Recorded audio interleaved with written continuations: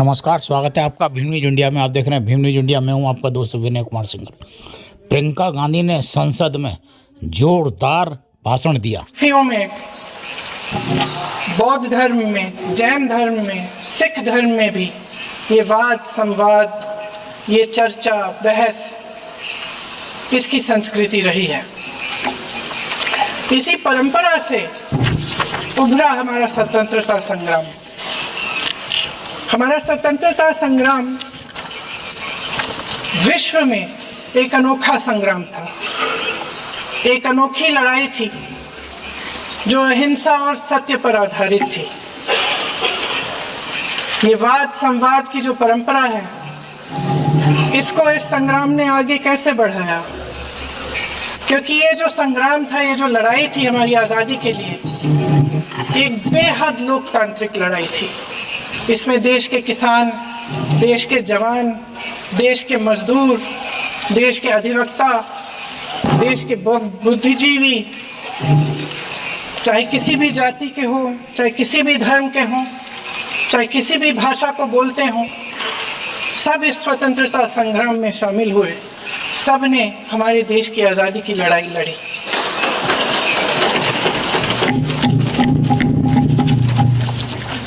और उसी आज़ादी की लड़ाई से एक आवाज़ उभरी जो हमारी देश की आवाज़ थी। वो आवाज़ ही आज हमारा संविधान है। साहस की आवाज़ थी, हमारी आज़ादी की आवाज़ थी, और उसी की गूंज ने हमारे संविधान को लिखा और बनाया। ये सिर्फ एक दस्तावेज नहीं है। बाबा साहेब अम्बेडकर, मौलाना आज़ाद जी, राजगोपालाचारी जी और जवाहरलाल नेहरू जी और उस समय के तमाम नेता, जैसे आपने कहा, इस संविधान को बनाने के जो कार्य में सालों के लिए जुटे रहे। हमारा संविधान इंसाफ, उम्मीद, अभिव्यक्ति और आकांक्षा की वो ज्योत है जो हर हिंदुस्तानी के दिल में जलती है। अध्यक्ष महोदय, इस ज्योत ने हर एक भारतीय को ये पहचानने की शक्ति दी कि उसे न्याय मिलने का अधिकार है, कि उसमें अपने अधिकारों के लिए आवाज उठाने की क्षमता है, कि जब वो आवाज उठाएगा तो सत्ता को उसके सामने झुकना पड़ेगा। इस संविधान ने हर एक देशवासी को ये अधिकार दिया कि वो सरकार बना भी सकता है और सरकार बदल भी सकता है। ये ज्योत जो हर हिंदुस्तानी के दिल में जलती है, उसने हर हिंदुस्तानी को ये विश्वास दिया कि देश की संपत्ति में, देश की दौलत में, संसाधनों में उसका भी हिस्सा है, कि उसे एक सुरक्षित भविष्य की उम्मीद का अधिकार है, कि देश बनाने में भी उसकी भागीदारी है। उम्मीद और आशा की ये ज्योत मैंने देश के कोने कोने में खुद देखी है। उन्नाव में मैं एक रेप पीड़िता के घर गई, मार डाला था। वो शायद 20-21 साल की होगी। हम सबके बच्चे हैं। हम सोच सकते हैं कि अगर हमारी बेटी के साथ बार बार बलात्कार हुआ और फिर जब वो अपनी लड़ाई लड़ने के लिए गई तो उसको जलाकर मार डाला गया होता तो हम पर क्या बीतती। मैं उस बच्ची के पिता से मिली। उसके खेत जलाए गए थे, उसके भाइयों को पीटा गया था, उसके पिता को बाहर से, घर के बाहर घसीट कर मारा गया था। उस पिता ने मुझे बताया कि बेटी, मुझे न्याय चाहिए। मेरी बेटी अपने एफआईआर को दर्ज करने के लिए जब जिले में गई तो उसको मना किया गया। अगले जिले में जाना पड़ा उसे। वो रोज सुबह 6 बजे उठकर तैयार होकर अकेली अपने मुकदमे को लड़ने के लिए अगले जिले में ट्रेन से जाती थी। उसके पिता ने मुझे कहा कि मैंने उससे कहा, बेटी अकेले मत जाओ, छोड़ दो ये लड़ाई। लेकिन उसकी बेटी ने उसको जवाब दिया कि नहीं पिताजी, मैं अकेली जाऊंगी, मैं लड़ूंगी, ये मेरी लड़ाई है, मैं इसको लड़ूंगी। ये लड़ने की क्षमता, ये हिम्मत उस लड़की को और करोड़ों भारत की नारियों को हमारे संविधान ने दी। आगरा में मैं अरुण वाल्मीकि के घर गई। अरुण वाल्मीकि पुलिस स्टेशन में काम करता था, सफाई का काम करता था। आप सोच सकते हैं हमारी तरह उसका भी परिवार था। नई नई शादी हुई थी, 2-3 महीनों का बच्चा था। पुलिस स्टेशन में चोरी हो गई। चोरी का इल्जाम उस पर लगाया गया। उसके पूरे परिवार को उठाकर पुलिस स्टेशन में ले गए। आप हंस रहे हैं, लेकिन ये गंभीर बात है, गंभीर बात। शर्म करो, शर्म। अरुण वाल्मीकि को पीट पीट के मार डाला, उसकी बीवी को पीटा, उसके पिता के नाखून निकाले, उसके पूरे परिवार को पीटा गया। जब मैं उस जवान महिला से मिलने गई जो अभी अभी विधवा हुई थी, तो उसने मुझे कहा कि दीदी, हमें सिर्फ एक चीज चाहिए, हमें न्याय चाहिए और हम इस न्याय के लिए लड़ते रहेंगे, चाहे कुछ भी हो जाए। ये हिम्मत उस महिला को हमारे संविधान ने दी।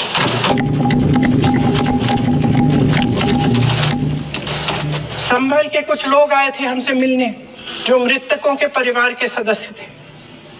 उसमें 2 बच्चे थे, अदनान और उजैर। आप सुनिए, आप सुनिए। उसमें 2 बच्चे थे, अदनान और उजैर। एक बच्चा मेरे बच्चे की उम्र का है, दूसरा उससे छोटा 17 साल का है। दर्जी के बेटे थे। दर्जी का एक ही सपना था कि वो अपने बेटों को पढ़ाएगा, लिखाएगा। एक बेटा डॉक्टर बनेगा, एक बेटा भी सफल होगा अपने दूसरा बेटा भी अपने जीवन में सफल होगा। उनके पिताजी हर रोज उनको स्कूल छोड़ते थे। उस दिन भी स्कूल छोड़ने के बाद अपनी दुकान में चले गए। उन्हें पता नहीं था कि विवाद हो रहा है। उन्होंने भीड़ देखी, घर आने की कोशिश की तो पुलिस ने गोली से मार डाला। वो 17 साल का बच्चा अदनान मुझसे कहता है, वो 17 साल का बच्चा अदनान मुझसे कहता है कि मैं बड़ा होकर डॉक्टर बन के दिखाऊंगा, मैं अपने पिता का सपना साकार करूंगा। ये सपना, ये आशा उसके दिल में हमारे संविधान ने डाली।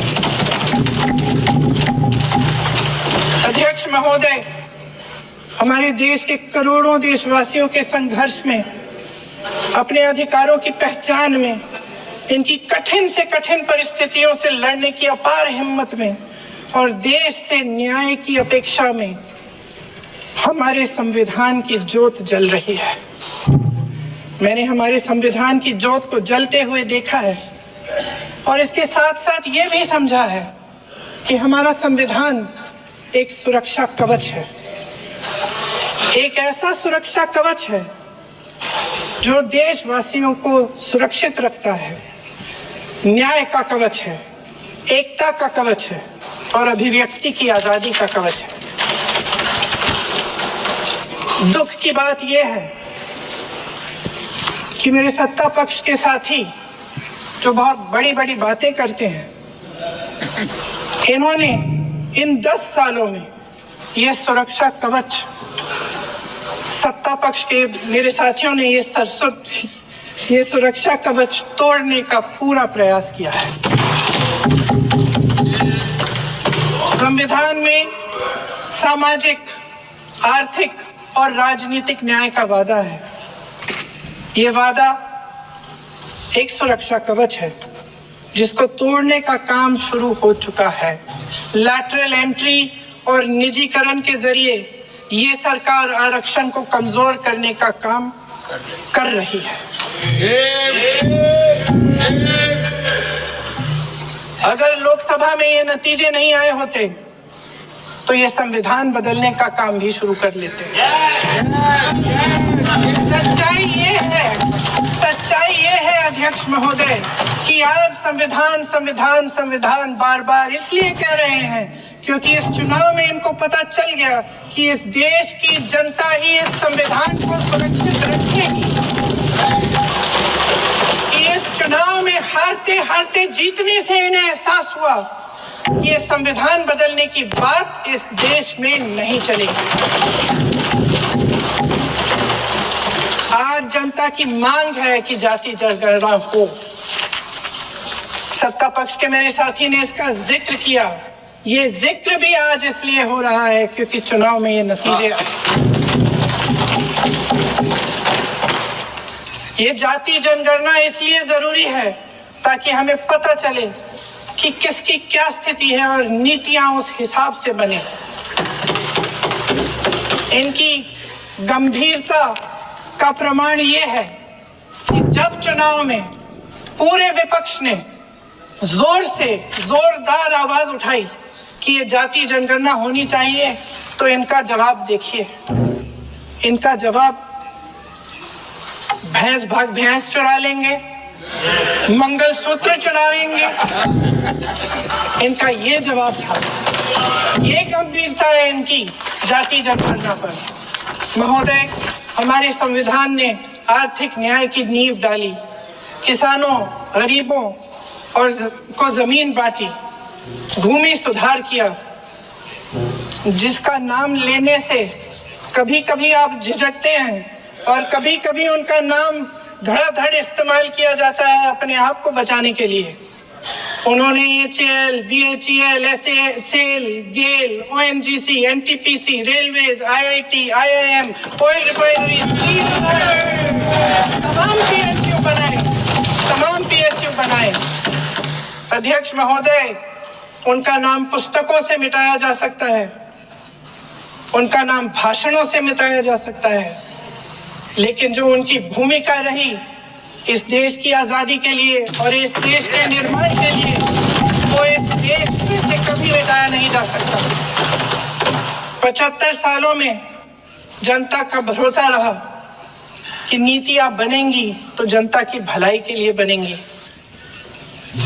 जल जंगल जमीन का अधिकार मिला आदिवासी भाई बहनों को। पहले संसद चलती थी तो जनता की उम्मीद होती थी कि सरकार महंगाई और बेरोजगारी पर चर्चा करेगी, कोई उपाय निकालेगी, कोई रास्ता निकालेगी। लोग मानते थे कि अगर कोई नई आर्थिक नीति बनेगी तो देश की अर्थव्यवस्था को मजबूत बनाने के लिए बनेगी, तो भारतीय बाजार को मजबूत बनाने के लिए बनेगी, उनके भविष्य को मजबूत बनाने के लिए बनेगी।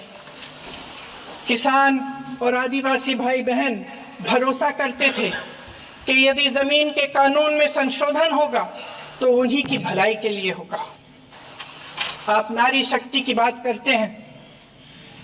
आज चुनाव की वजह से शायद इतनी बातचीत हो रही है नारी शक्ति के बारे में, क्योंकि हमारे संविधान ने महिलाओं को यह अधिकार दिया, उनकी शक्ति को परिवर्तित किया वोट में। और आज आपको पहचानना पड़ रहा है कि महिलाओं के बिना, कि नारी शक्ति के बिना ये सरकारें नहीं बन सकती हैं। इसीलिए आज आप नारी शक्ति की बातें दोहरा रहे हैं। जो आप नारी शक्ति का अधिनियम लाए हैं उसको लागू क्यों नहीं करते? वो 10 साल बाद लागू क्यों होगा? क्या आज की नारी 10 साल इंतजार करेगी उसके लागू करने के लिए?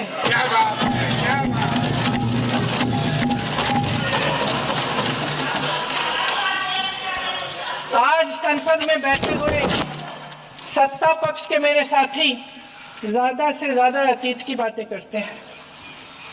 1921 में क्या हुआ, कब हुआ, नेहरू जी ने क्या किया। अरे वर्तमान की बात करिए, देश को बताइए आप क्या कर रहे हैं, आपकी जिम्मेदारी क्या है? कि सारी जिम्मेदारी जवाहरलाल नेहरू की है। अध्यक्ष महोदय जी, ये सरकार आर्थिक न्याय का सुरक्षा कवच तोड़ रही है। आज संसद में बैठी ये सरकार बेरोजगारी और महंगाई से जूझ रही हमारी जनता को क्या राहत दे रही है। कृषि के कानून भी बड़े बड़े उद्योगपतियों के लिए बन रहे हैं। सही एमएसपी को छोड़िए, डीएपी तक नहीं मिल रहा है।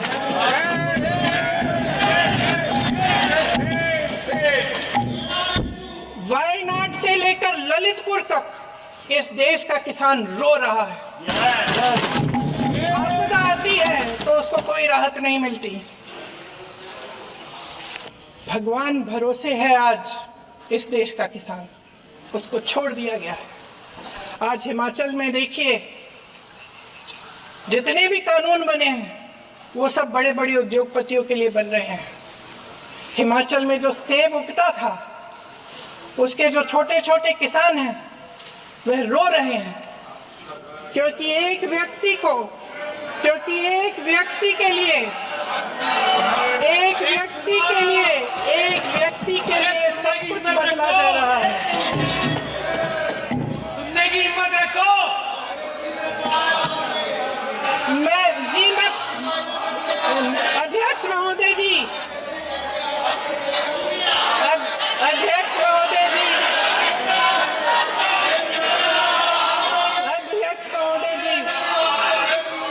अध्यक्ष महोदय जी, हमारे कोल्ड स्टोरेज प्रदेश की सरकार ने नहीं दिए, कोल्ड स्टोरेज आपकी सरकार ने दिए।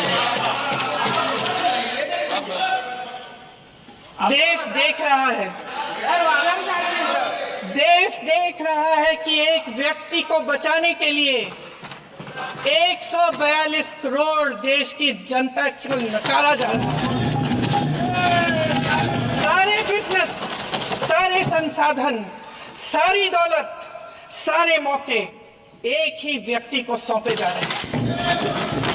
सारे बंदरगाह, एयरपोर्ट्स, सड़कें, रेलवे का काम, कारखाने, खदाने, सरकारी कंपनियां सिर्फ एक व्यक्ति को दी जा रही है। जनता के मन में हमेशा ये विश्वास होता था कि अगर कुछ नहीं है तो संविधान हमारी सुरक्षा करेगा, मगर आज आम लोगों के बीच ये धारणा बनती चली जा रही है कि सरकार सिर्फ मुनाफे के लिए चल रही है। देश में बहुत तेजी से गैर बराबरी बढ़ रही है।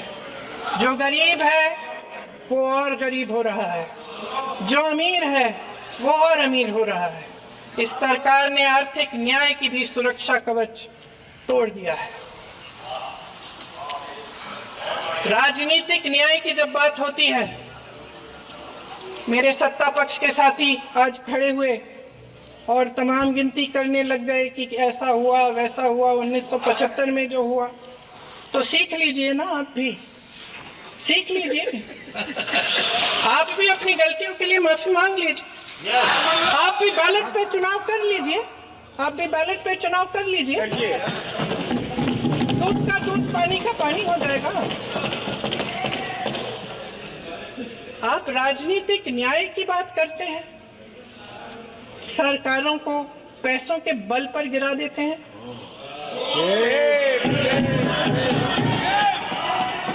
मेरा आग्रह है कि अपन संविधान में सकारात्मक जुड़े।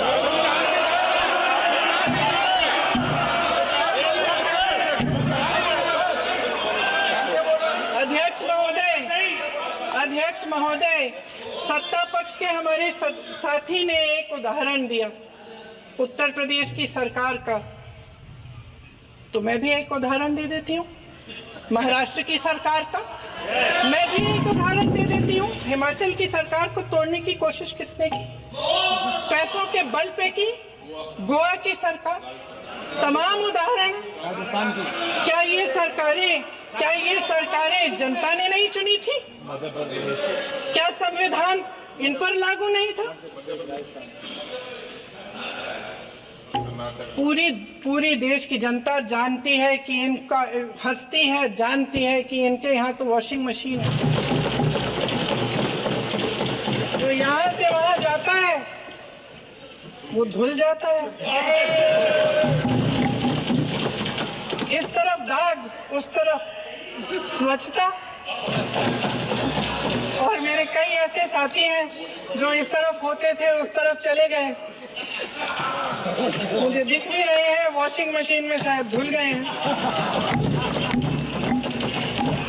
अध्यक्ष महोदय, जहां भाईचारा और अपनापन होता था, जहां हमारे संविधान ने एकता का सुरक्षा कवच दिया था, वहां शक और घृणा के बीज बोए जा रहे हैं। एकता का सुरक्षा कवच तोड़ा जा रहा है। प्रधानमंत्री जी यहाँ सदन में संविधान की किताब को यूं माथे से लगाते हैं, लेकिन संभल में, हाथरस में, मणिपुर में जब न्याय की गुहार आती है, उठती है, तो उनके माथे पे शिकन तक नहीं आता।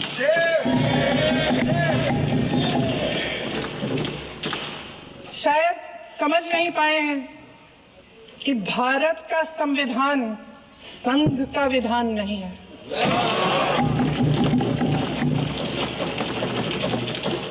भारत के संविधान ने हमें एकता दी, हमें आपसी प्रेम दिया। उस मोहब्बत की दुकान जिस पर आपको हंसी आती है, उसके साथ करोड़ों देशवासी चले। करोड़ों देशवासियों के दिल में एक दूसरे के लिए प्रेम है, घृणा नहीं है।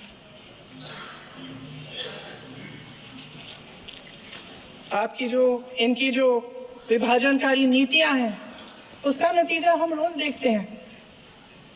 राजनीतिक फायदे के लिए संविधान को छोड़िए, देश की एकता को भी ये रख नहीं सकते, इसकी सुरक्षा नहीं कर सकते। हमने संभल में देखा, मणिपुर में देखा। दरअसल इनका कहना है कि अलग अलग इस देश के अलग अलग हिस्से हैं, लेकिन हमारा संविधान कहता है कि ये देश एक है और ये देश एक रहेगा। जहां खुला विवाद होता था, भीम न्यूज़ इंडिया को यूट्यूब पर सब्सक्राइब कीजिए, लाइक कीजिए, शेयर कीजिए, कमेंट्स कीजिए। भीम न्यूज़ इंडिया के फेसबुक पेज को भी फॉलो कर सकते हैं। न्यूज़ अपडेट के लिए बने रहिए हमारे साथ, देखते रहिए आपका अपना चैनल भीम न्यूज़ इंडिया। आपका बहुत बहुत धन्यवाद।